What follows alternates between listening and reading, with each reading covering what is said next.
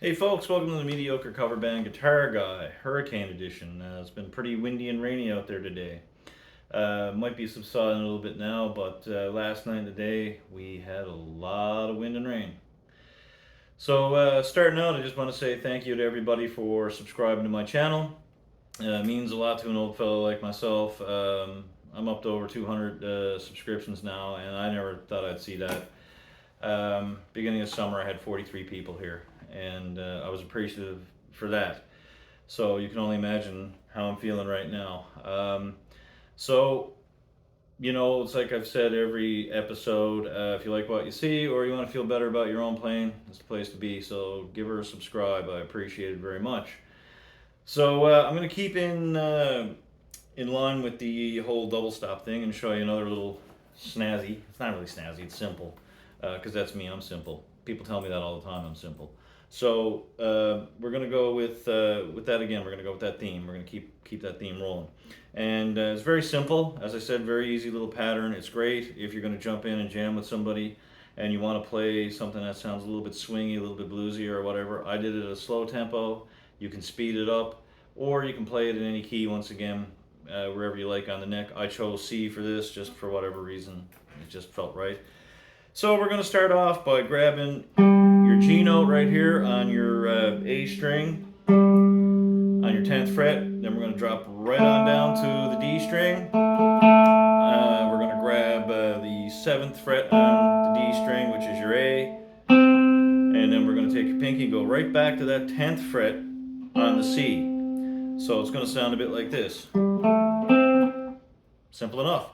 Now we're going to grab one of the shapes that we learned in the last lesson, the one that went where you're going to take your index and your middle finger, and you're going to come down, and you're going to slide into that thing. But you're going to start by placing your fingers. Your middle finger is going to be on your G string, on your 8th fret, and your ring, or index, I don't know why I keep calling it ring. Your index finger is going to grab the 7th fret B string, and you're going to slide into that a half step up. So you're going to be with now the middle finger in the 9th fret on your G, and your index is now going to be on the 8th fret on the B string. So it's just going to sound. Then the second time around, we're going to go back to hitting with the middle finger on your G string, 8th fret. Index finger is going to be on the B string right here on the 7th fret, but we're just going to strum that twice. We're not sliding anywhere, so it's going to sound like this so far.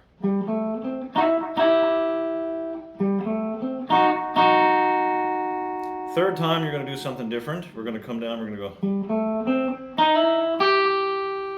and we're going to hit the 9th fret on the G string first. We're not going to hit both strings together, but you're going to also slide still, but just that note. And then you're going to grab the 8th fret on the B string.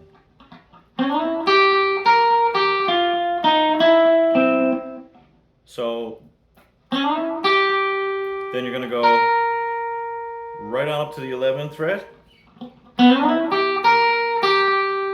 back to that 8th fret on the B string. Then we're going to grab on the 10th string or 10th fret of your G string. So we're going to go right to there on the G string, right to the 8th on the G string. Then we're going to go to the 9th fret. So you see that? ninth fret on the G string, and you're going to take the ring finger, I'm going to finally get the ring finger right, and we're going to go right up onto that C again, which is 10th fret of your D. So it's going to sound like this. And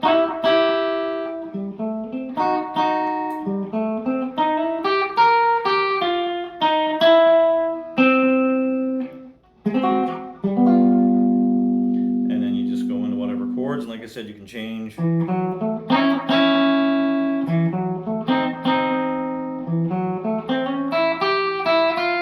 Fucked it up there, but you get the point. So you can jump in and play it in any key you want. You can move it around. It's a fun little pattern, little shape, whatever you want to call it. You add a little bit of slap back onto that, some reverb or whatever, maybe a little tiny bit of tremolo, and it sounds pretty good. You can also use it, I guess, to start into a solo or whatever, and you know, go from there, I guess, because you can probably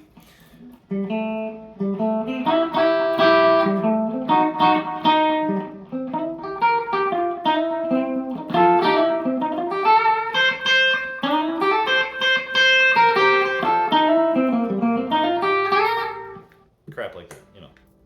But anyway, that's it for me. Once again, guys, thank you very much for the support. Means a lot to me. And here's a cover band, because I started this to help people out with cover bands and things, and now I'm starting to show you little things.